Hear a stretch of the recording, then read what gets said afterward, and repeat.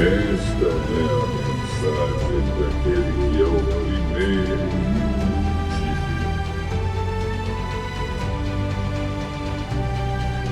que morreu e tornou a viver.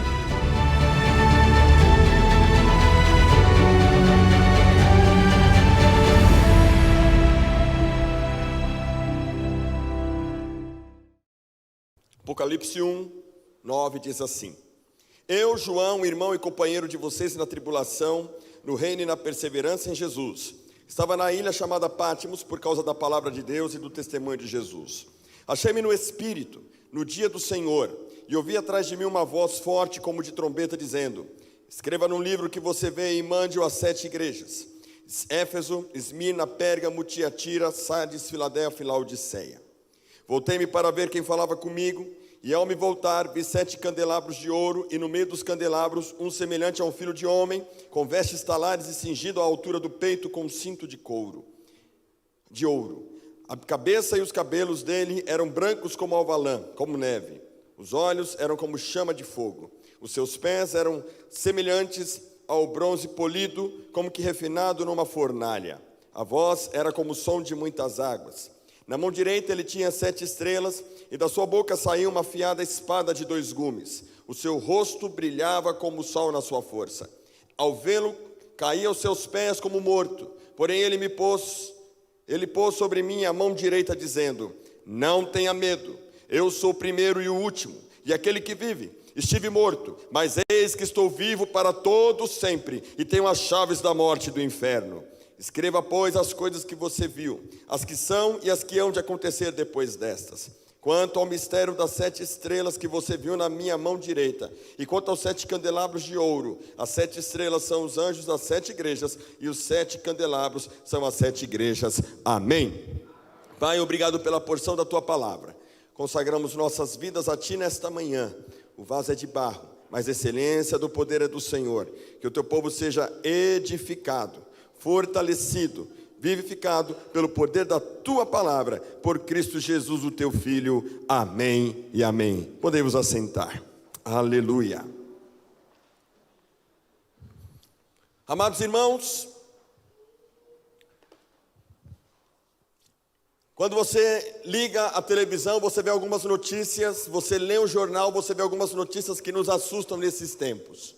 Em maio de 2022, vi uma reportagem que dizia: jovens sem religião superam católicos e evangélicos em São Paulo e no Rio de Janeiro. O grupo já soma mais de 30% dos jovens de 16 a 24 anos nos 2 estados, São Paulo e Rio, indica a Datafolha. A maioria desses jovens não são ateus ou agnósticos, não. Na verdade, eles combinam crenças diversas fora da igreja, é um sincretismo. Eles declaram Jesus Cristo como Filho de Deus, frequentam o espiritismo e vão se misturar com outras religiões. É um sincretismo, uma mistura. Mas esse número de jovens sincretistas supera o número de jovens católicos e evangélicos em São Paulo e no Rio de Janeiro. Uma outra reportagem: fome no Brasil. Número de brasileiros sem ter o que comer quase dobra em 2 anos de pandemia. Cerca de 33 milhões de brasileiros vivem em situação de fome, 14 milhões a mais do que em 2020, quadro equivalente ao da década de 1990. E com essa guerra da Ucrânia e da Rússia, o que a gente tem visto é que a fome tem aumentado na África e ela tende a piorar se nada acontecer. Uma outra notícia: se a igreja evangélica não mudar e aceitar os gays, sofrerá um êxodo de fiéis. Palavra de Lana Holder, pastora de uma igreja inclusiva na cidade de São Paulo. Você sabe o que é uma igreja inclusiva? É uma igreja para homoafetivos, homossexuais. E aí a reportagem da Veja relata a história de amor das pastoras Lana Holder e Rosânia, que abriram uma igreja inclusiva no centro da nossa cidade. E a verdade é que tem visto que a homossexualidade tem aumentado no Brasil. E a igreja evangélica não está sabendo lidar com isso e a gente está lidando com essa situação. Uma outra reportagem da Veja. Por que milhões de evangélicos estão abandonando suas igrejas? Teólogo Rodolfo Kapler analisa o fenômeno dos desigrejados que cresce cada vez mais dentro do segmento religioso do país. Irmãos, eu fiz aqui alguns recortes de notícias que estão aí, diante de nós. Situação em que a igreja tem se deparado e que a palavra de Deus tem revelado como cumprimento, como palavra profética de Jesus. Nos últimos dias, diz a palavra de Deus, nação contra nação, guerras, epidemias. Quer mais que a pandemia? E na história do mundo, desde que o mundo é mundo, tantas pandemias, tantas tragédias, tantas coisas ruins. Mas um diferencial para estes tempos: tecnologia tem aumentado, a ciência se multiplica e o amor de muitos esfria. Essa é a realidade do mundo que a gente vive. E a minha pergunta é: como é que você se sente com relação a essas notícias? Como é que nós devemos nos portar diante de tudo isso? Por acaso, ou acaso, a igreja está perdendo o seu rumo? Será que a igreja está perdendo relevância? Há solução para isso? Como que a gente deve interpretar esses fatos? Eu quero voltar com você 2000 anos atrás e trabalhar com você o livro de Apocalipse. A palavra Apocalipse significa revelação em grego. Por isso que começa aqui no capítulo 1, versículo 1. Revelação de Jesus Cristo, a qual Deus lhe deu. Deus o Pai dá a revelação ao Filho, e o Filho revela por meio de um anjo a João na ilha de Pátimos. A revelação. O livro de Apocalipse significa revelação. E como estava conversando com a Amanda antes de começar aqui o culto, né? Na década de 90 era um livro muito explorado e as pessoas tinham muito medo de ler o livro de Apocalipse. Bom, eu sou da década de 90, quando criança, eu tinha medo de ler o livro de Apocalipse. Primeiro porque eu achava que era uma coisa muito complicada e falava do fim do mundo, então eu não gostava. O meu filho Miguel já gosta do livro do Apocalipse. Pai, eu gosto do Apocalipse. Eu falei, na idade dele eu não queria saber muito desse livro. E o livro de Apocalipse, ao invés de ser um livro que visa aterrorizar a igreja, colocar em você medo, na verdade, irmãos, alguns dizem que Apocalipse é uma carta de amor.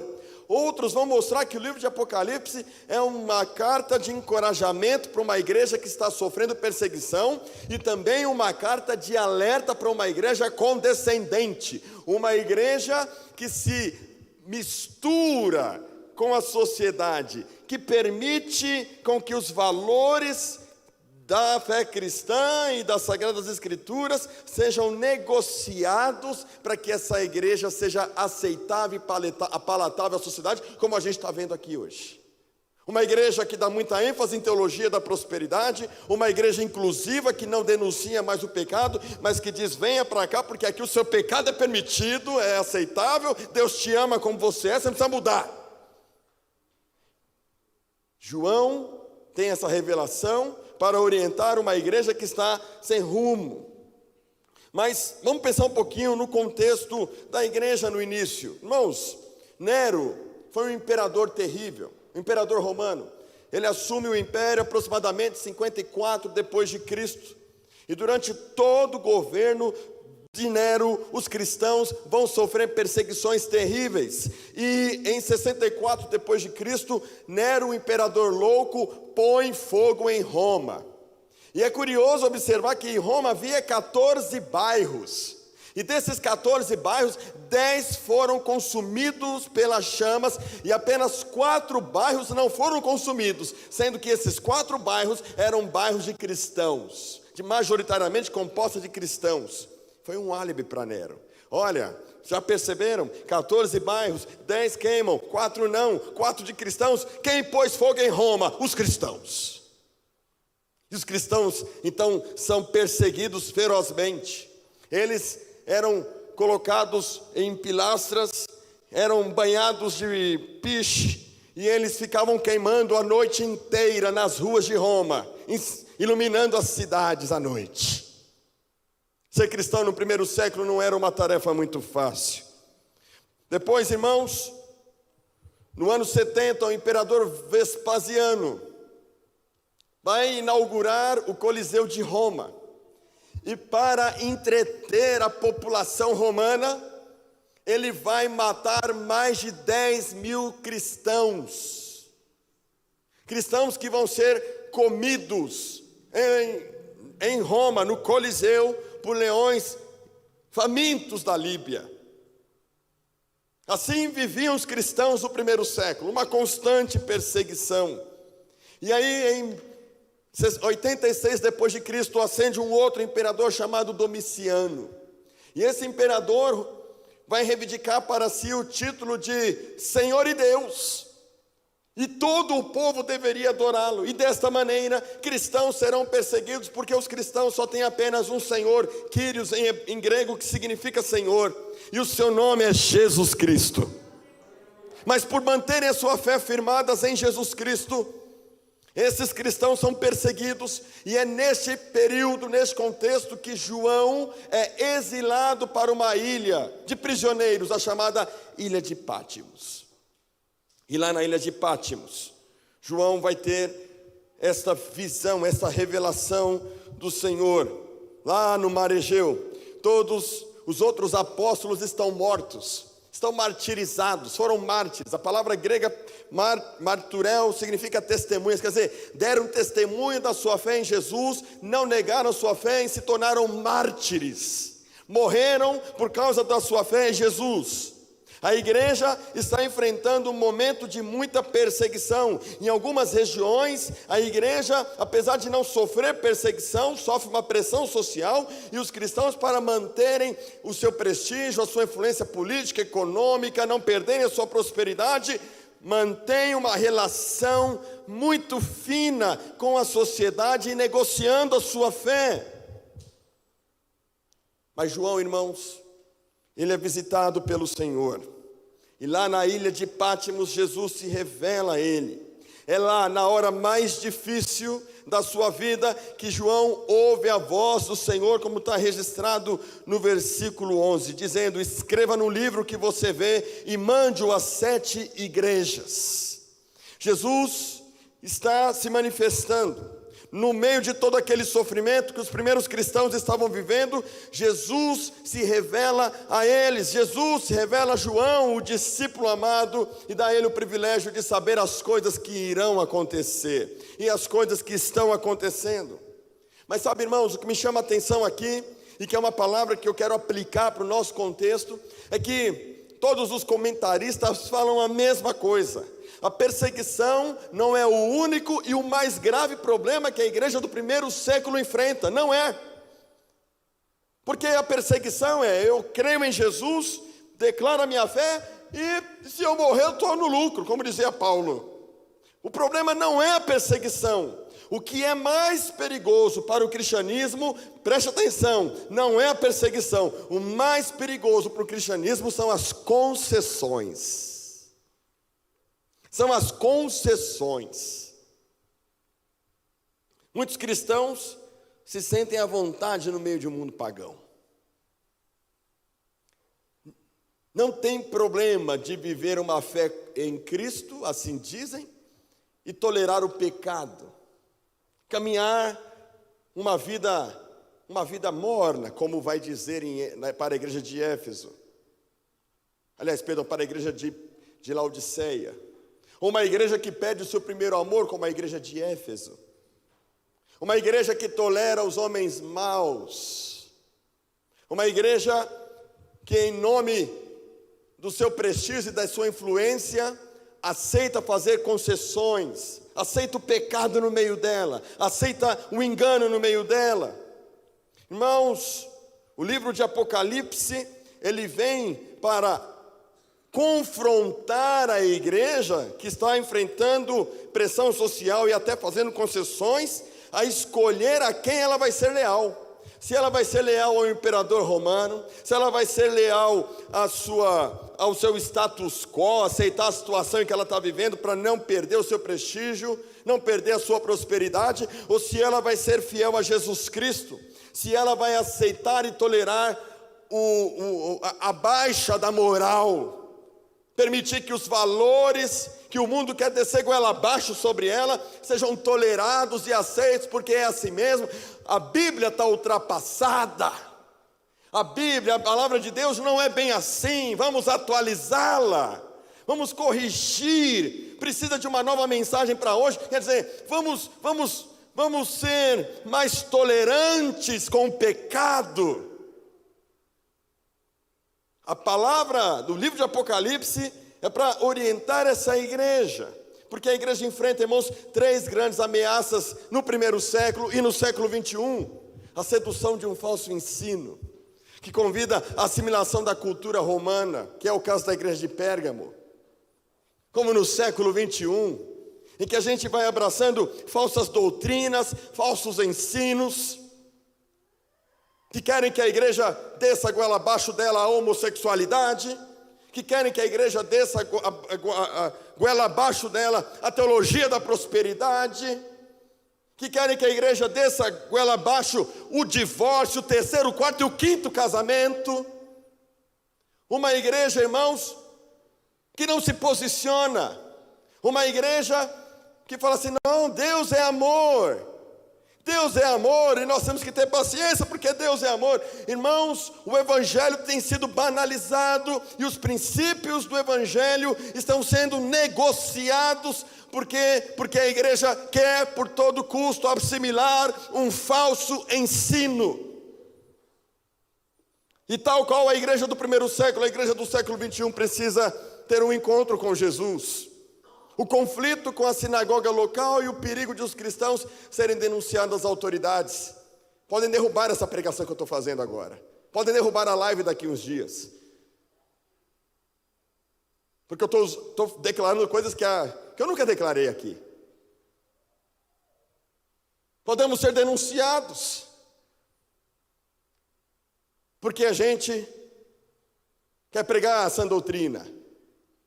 Porque a gente quer pregar o Evangelho. E a igreja de Esmirna, a igreja sofredora, que não abriu mão da sua fé, permaneceu firme e foi perseguida. E Jesus falou: quem for fiel até a morte vai receber a coroa da vida. A condescendência por causa da prosperidade, como as igrejas do século 21, onde as igrejas não pregam santidade, não pregam arrependimento, não pregam transformação de vida, porque não pode perder aquele dizimista mais gordo da igreja. E prega a teologia da prosperidade para corromper a fé dos irmãos, muitas vezes por não conhecerem essa doutrina. E a igreja vai sendo condescendente, não podemos perder. Certa vez ouvi um pastor batista dizer algo que realmente eu concordo com ele. Fala: olha, hoje os crentes não ensinam seus filhos a terem temor de Deus e a escolherem casar com pessoas que são da mesma fé. Preferem casar os seus filhos com pessoas de influência na sociedade, que têm poder aquisitivo alto, ateus, por causa de uma segurança futura, e não levam seus filhos a aceitarem que o caminho é Jesus Cristo. E a gente vai sendo condescendente, porque a gente não quer perder estabilidade, como as igrejas de Sardes e Laodiceia. Irmãos, essa é a realidade da igreja de Apocalipse, que está recebendo essa revelação. É a realidade da igreja do século 21. E uma das coisas que eu tenho orado e tenho pensado, tem faltado poder para a igreja. Tem faltado poder para a igreja. Poder vem com intimidade com Jesus. E quando eu falo de poder, irmãos, eu não estou falando de movimento. Eu não estou falando do pentecostalismo no sentido dos reteté, não é isso. Isso não é poder. Muitas vezes tem carnalidade, tem barulho nesse meio. Mas o que está faltando é integridade de caráter. Crentes que cumprem a sua palavra, crentes que não dão calote, crentes que são pais íntegros, que são maridos que honram suas esposas e não ficam flertando com adultério, que é esse adultério que a gente muitas vezes não declara, esse adultério do porn soft, que é o que Jesus declarou, que qualquer que olha para uma mulher e deseja no seu coração comete adultério. Por que falta poder para a igreja? Porque a igreja tem pecado oculto, porque a igreja tolera o pecado oculto, porque os crentes dão jeitinhos e não abraçam uma integridade, uma pureza de coração. 2000 anos depois, irmãos, o livro de Apocalipse continua mais atual do que nunca, trazendo as mesmas corretivas para nós hoje. O povo de Deus se constitui como uma parte de uma contracultura que se dispõe até mesmo a sofrer pela sua fé e pela sua posição. Irmãos, Apocalipse é escrito para os leitores a reagirem a essa pressão social, essa pressão dessa moral corrompida, dessa moral que quer fazer concessões, que chama a igreja a fazer concessões, a se conformar com as práticas pagãs, pecaminosas, animando os fiéis a perseverarem, se alertando os fracos a não fazerem concessões. E diante do caos que essa sociedade tem vivido, diante do caos que a gente tem vivido, nós precisamos, irmãos, nos posicionar. Sabe por quê? Porque nós estamos vivendo um momento de caos, de esfriamento espiritual. Os crentes não têm mais ânimo para congregar, não tem mais ânimo para buscar a Deus, para orar, não tem ânimo. Estamos nos tornando crentes nominais. Estamos virando, com todo respeito aos católicos, talvez muitos católicos estão muito mais fervorosos que muitos crentes. Eu liguei a televisão um dia desses, 5 horas da manhã, estava assistindo o padre Marcelo Rossi. A igreja dele assim, 5 horas da manhã, um frio de lascar. E os católicos ali, buscando sua fé em Jesus e no que eles mais acreditam. Um esfriamento espiritual, porque a igreja sem o poder do Espírito, ela não tem ousadia para evangelizar. A gente fala de evangelismo, irmãos, hoje, os crentes não têm ânimo para evangelizar.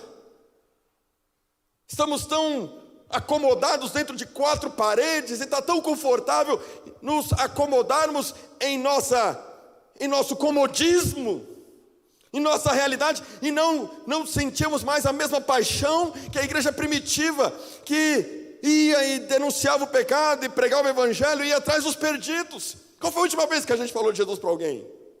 E achamos que isso está tudo bem. Não está tudo bem. Não está tudo bem, irmãos.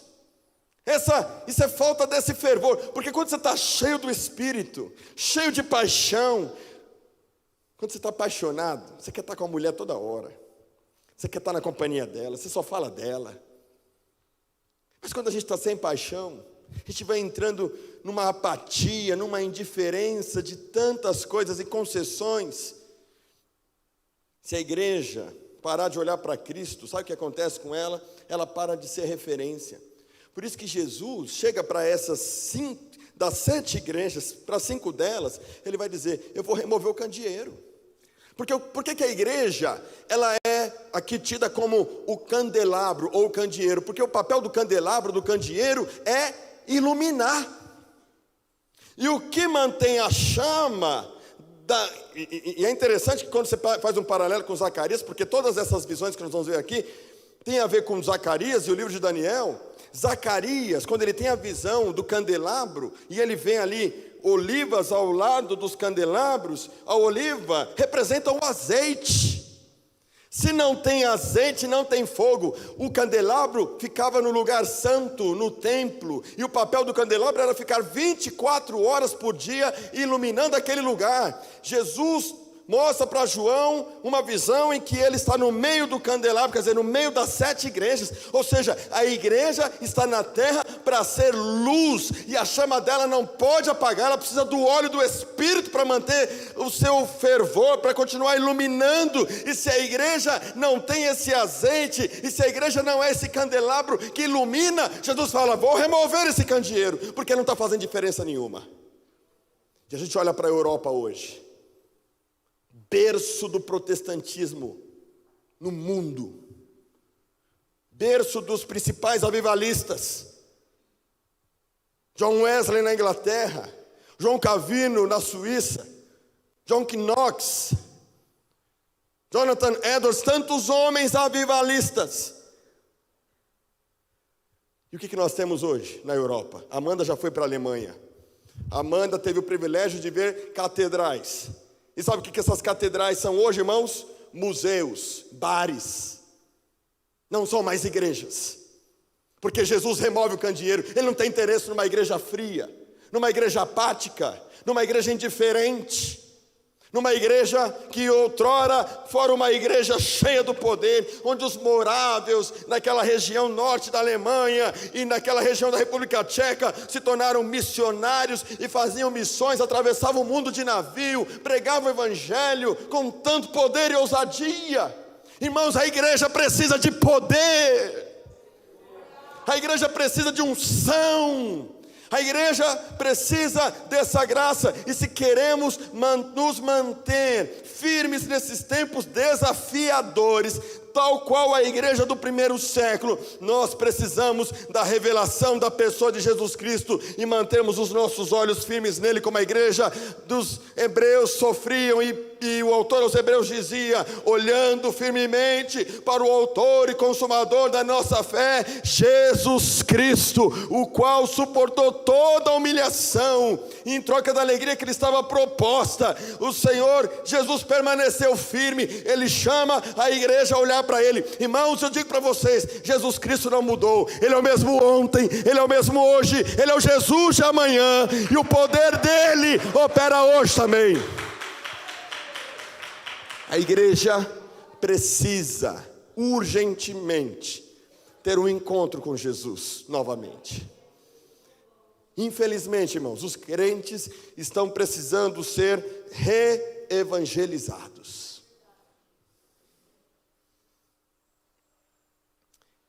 Mas como que Jesus se revela a João? Como Jesus se revela a essa igreja?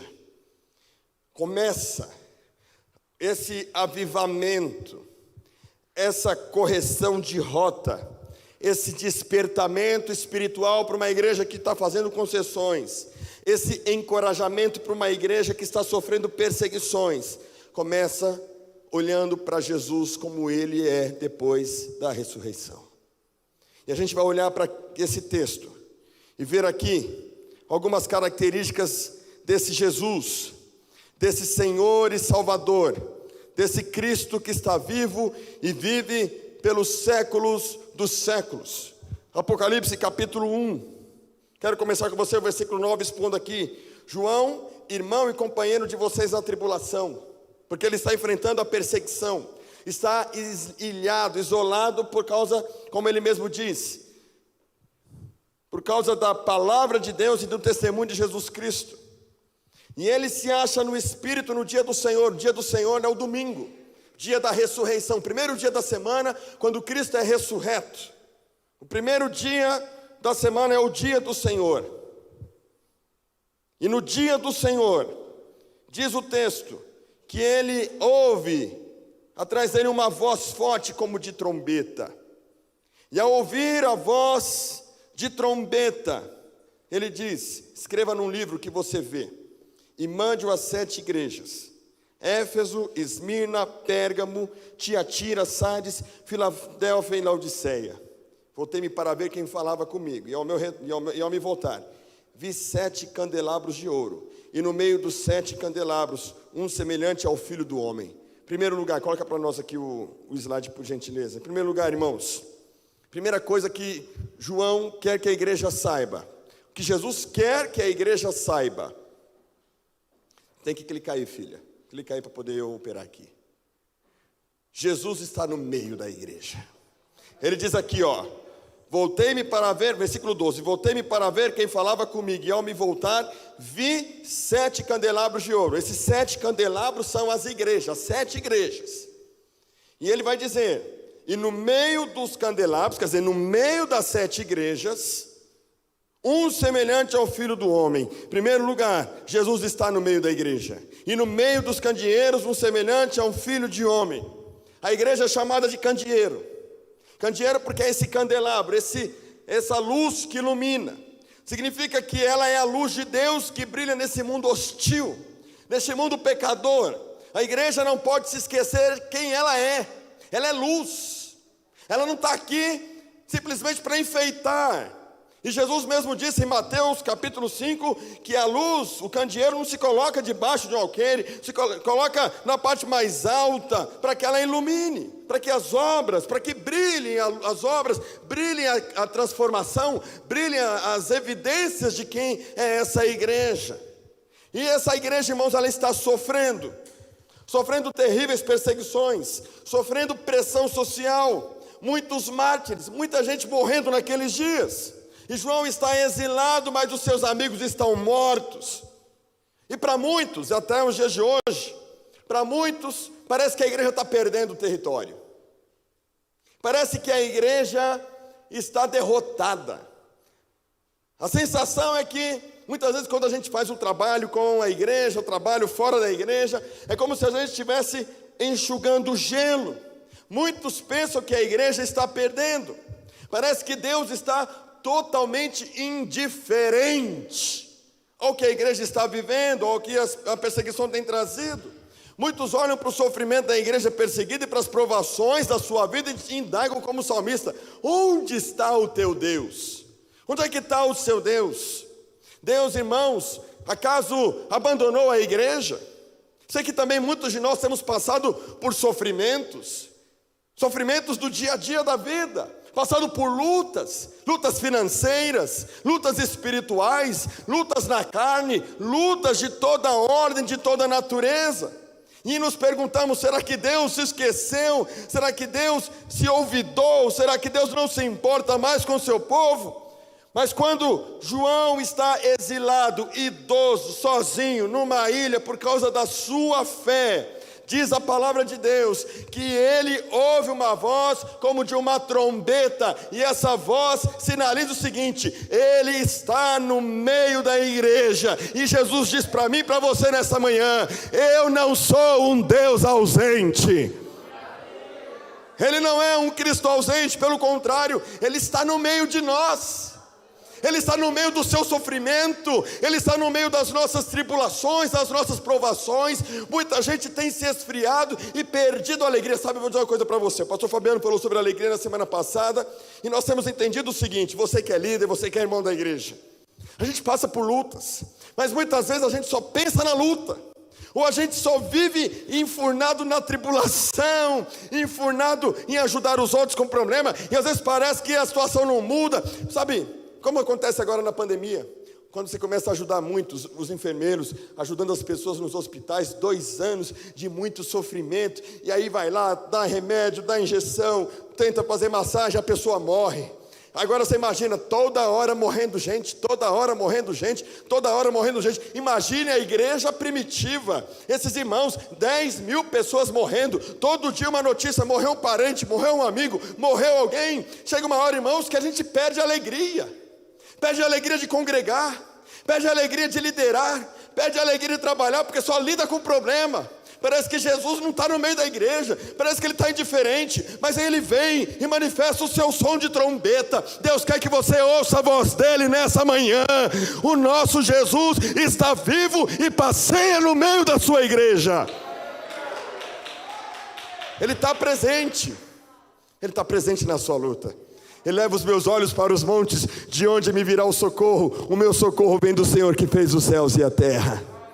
O que Jesus quer mostrar para a igreja primitiva, para a igreja sofredora, para a igreja perseguida, para a igreja que enfrenta tribulações e para a igreja que está enfrentando concessões: eu não estou indiferente. Às vezes a gente está tão cansado, às vezes a gente está tão esgotado, que parece que Jesus se esqueceu da gente. A gente ora e parece que ninguém está escutando, mas Ele não abandonou a sua igreja. Pelo contrário, irmãos, Ele faz como diz Isaías capítulo 49, versículo 15: acaso pode uma mulher esquecer-se do filho que ainda mama, de sorte que não se compadeça do filho de seu ventre? Mas ainda que esta viesse a se esquecer dele, eu todavia não me esquecerei de ti. Jesus não te esquece. Jesus passeia no meio da igreja. E às vezes, quando eu também me enfrento sentimentos com relação à igreja, eu me lembro, o Senhor fala comigo, e eu sei que Ele está aqui. Ele é Senhor de Vila Moraes, Ele é Senhor da Igreja do Brasil, Ele é Senhor da igreja perseguida. Jesus é teu amigo fiel, amém, igreja? Segundo lugar, versículo 13 vai dizer assim, Apocalipse capítulo 1, versículo 12 e 13. Voltei-me para ver quem falava comigo e vi 7 candelabros de ouro, e no meio dos candelabros um semelhante a um filho de homem. E ele diz, com vestes talares, e cingido à altura do peito, com um cinto de ouro. Sabe o que isso significa, irmãos? Significa que Jesus, Ele é soberano e digno. As vestes que Ele estava utilizando. Mas antes de pensarmos nas vestes, vale a pena lembrar quem é Jesus. Qual é a visão que João tem? Porque João foi privilegiado em não se acovardar e estar aos pés da cruz. E aos pés da cruz, Jesus se identifica com o nosso sofrimento. Ele foi desprezado, diz Isaías, e não fizeram caso dele.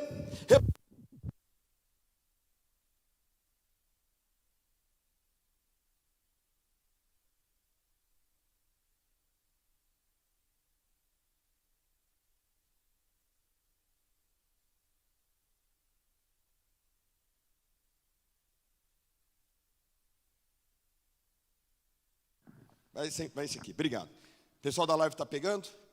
Vamos lá. Olha o que ele vai dizer aqui, irmãos. A igreja, que Cristo sofreu, ferido de Deus e oprimido. Esvaziou-se de si mesmo, assumindo a forma de servo, tornando-se em semelhança de homens e reconhecido em figura humana, e a si mesmo se humilhou. O apóstolo Paulo vai falar a respeito dele. Tende em vós o mesmo sentimento que houve em Cristo Jesus, que mesmo sendo Deus, não se apegou ao direito de ser igual a Deus, antes esvaziou-se a si mesmo, em forma de servo. E ele se humilhou, enfrentou a morte, morte de cruz. Jesus sabe o que é sofrer. Jesus sabe o que a igreja perseguida sente. Jesus sabe as pressões que você enfrenta. Jesus sabe a perseguição e o sofrimento do seu povo. Diz a palavra de Deus que nós podemos nos aproximarmos diante dele. Por quê? Porque nós podemos receber graça e misericórdia e socorro em ocasião oportuna. Jesus quer nos ensinar, irmãos, que ainda que a gente passe por tribulações e até mesmo pela morte, nada e ninguém pode nos separar do seu amor. Paulo diz claramente, quem nos separará do amor de Cristo? Será a tribulação, o perigo, a espada, a fome, a nudez? Nada disso, porque nós somos mais do que vencedores em Cristo Jesus. E aquele Cristo que João,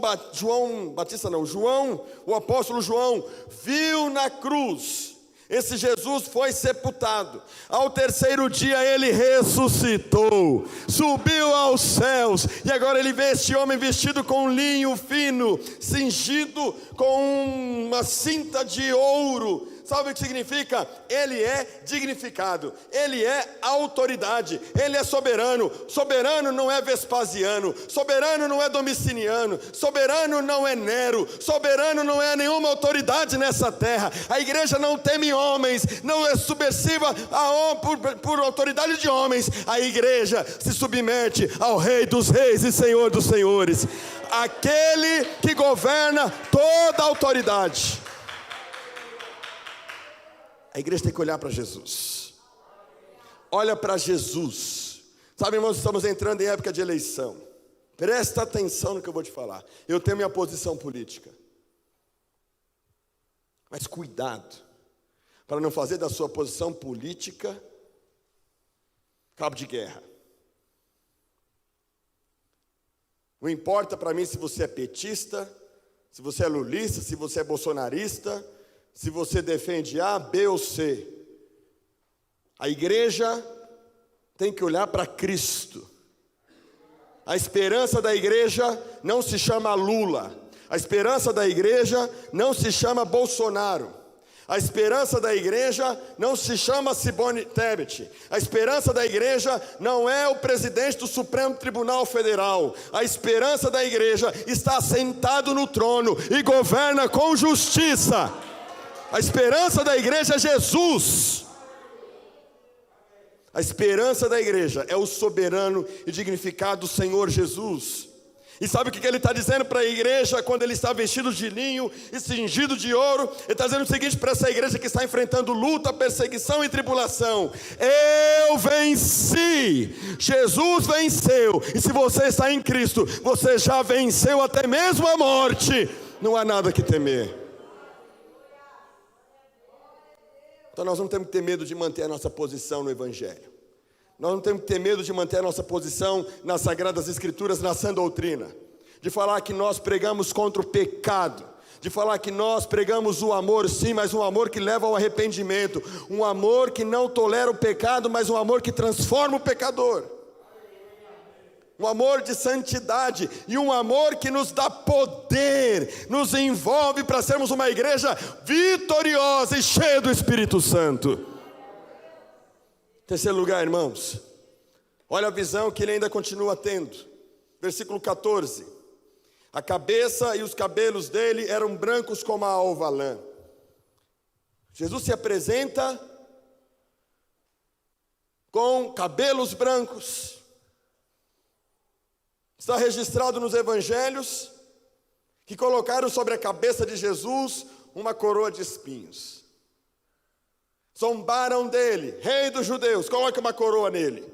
Uma coroa de espinhos, símbolo de zombaria, de tortura cruel. Mas na visão do Cristo glorificado, ele tem cabelos brancos. Irmãos, nas culturas antigas, não se pintavam os cabelos. Está aqui minha barba branca. Meus cabelos logo, logo vão ficar brancos também. Porque os cabelos brancos, ou chamadas ascãs, quando você lê no Antigo Testamento, chamam-se ascãs, eram sinais de dignidade e de sabedoria acumulado ao longo dos anos. Anos de experiência. Então, Carlos, você é muito experiente. Tá certo?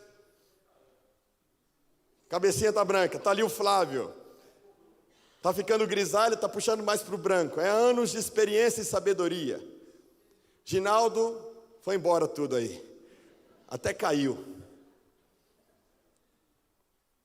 Sabe, meus queridos, Jesus se revela para a igreja como aquele que detém a sabedoria. E é muito claro o que ele quer ensinar para a igreja. Ele quer mostrar que tudo que a igreja passa, ela deve enfrentar com sabedoria. Ela deve enfrentar para ter experiências. Sabe, as suas lutas e as suas tribulações, elas não são para você perder a alegria e esfriar na fé. É para que você se pareça mais com Jesus. É para que seus cabelos brancos revelem. Sabe, irmãos, os cabelos brancos na igreja só são possíveis para aqueles que um dia tiveram cabelos pretos. Eu quero dizer com isso é o seguinte: a melhor fase, presta atenção, Eclesiastes diz: lembra-te do teu Criador no dia da tua mocidade. Temos jovens aqui, Daniel, Zaire, Duda, Caio. Temos jovens aqui até 30 anos.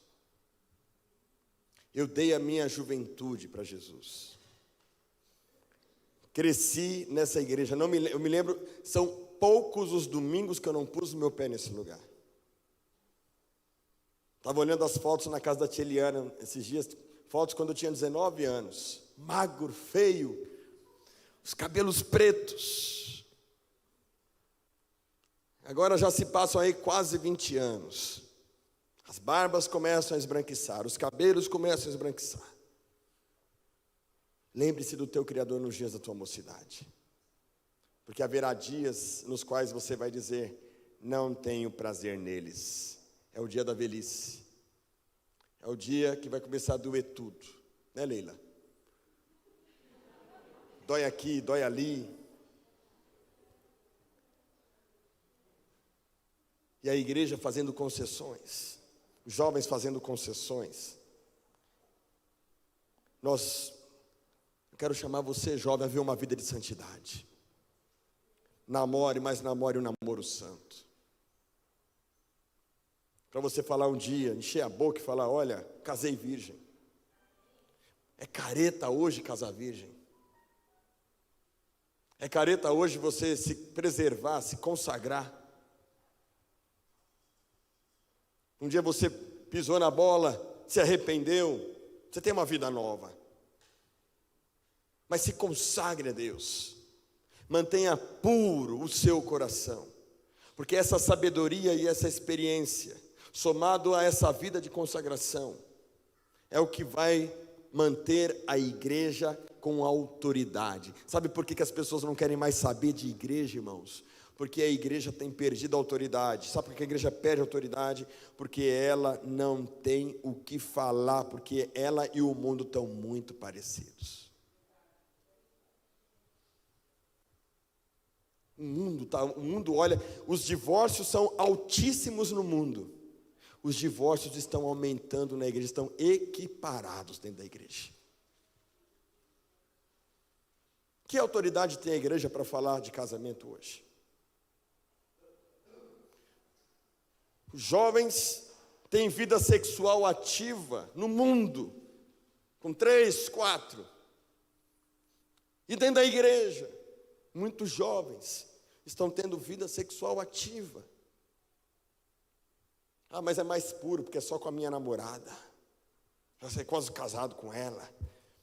A igreja perde o poder, ela fica carnal. Deus não se apresenta a uma igreja em que ela não se consagra para Ele. Por isso que a gente precisa do livro de Apocalipse, como um alerta, para um posicionamento de santidade. Os crentes no mundo, aliás, o mundo, as pessoas no mundo, as famílias desmanteladas. A igreja é um lugar onde as famílias desmanteladas entram para serem restauradas, mas o que tem me assustado é que dentro da igreja, famílias que foram constituídas no altar estão se desmantelando. Que autoridade a igreja tem para falar de família? E a igreja perde o poder da sabedoria e da influência no mundo. E Jesus vem para essa igreja e fala, peraí, eu quero que vocês olhem para mim, eu sou aquele que tem os cabelos brancos. Brancos como a alva lã, como a neve, pureza, santidade. Quantos querem que essa igreja seja cheia do poder de Deus? Diga, eu sou a igreja. Essa igreja é você. Ela é que manifesta o poder. Mas quando ela não faz concessões, quando ela se consagra. Uma outra coisa que Jesus diz para a igreja, uma outra coisa que a gente vê no versículo 14. A cabeça e o cabelo dele eram brancos como a lã, como a neve, os olhos como chama de fogo. Irmãos, sabe o que significa isto? Que Jesus está dizendo aqui, que Jesus, nessa revelação de João, que ele quer mostrar, que ele tem um olhar penetrante, os seus olhos são como chamas de fogo. O olhar de Jesus, ele é tratado e revelado no Evangelho de diversas formas. Diz Mateus capítulo 9, versículo 36, que ele vendo as multidões, tinha compaixão delas. O olhar de Jesus é um olhar de compaixão. Jesus, ele vê a fé das pessoas, o paralítico, vendo a fé delas. Jesus restaura o paralítico. Jesus vê os pensamentos. Diz o texto que os fariseus pensavam e julgavam o que Jesus estava fazendo. E Jesus fala, olha, por que vocês pensam dessa forma? O olhar dele contempla os pensamentos. Jesus vê a mulher que era invisível para a sociedade. O olhar de Jesus, irmãos, está em todos os lugares, em todas as instâncias. E esse Jesus está aqui nesta manhã, e os olhos dele são como chamas de fogo. Os olhos deles penetram o mais profundo da nossa alma. Como dizia aqui um pastor, Jesus, ele consegue enxergar as regiões mais abissais da sua alma, regiões nas quais você sequer tem dimensão. Jesus conhece tudo. Como diz o Salmo 139, se eu subir aos céus, ali o Senhor está. Se eu for às regiões mais profundas da terra, ali também o Senhor está. Ele vê tudo, Ele vê todas as coisas. E ao mesmo tempo o seu olhar tem duas direções. Uma é um olhar que contempla o pecado. O olhar que olha e percebe que há necessidade de arrependimento.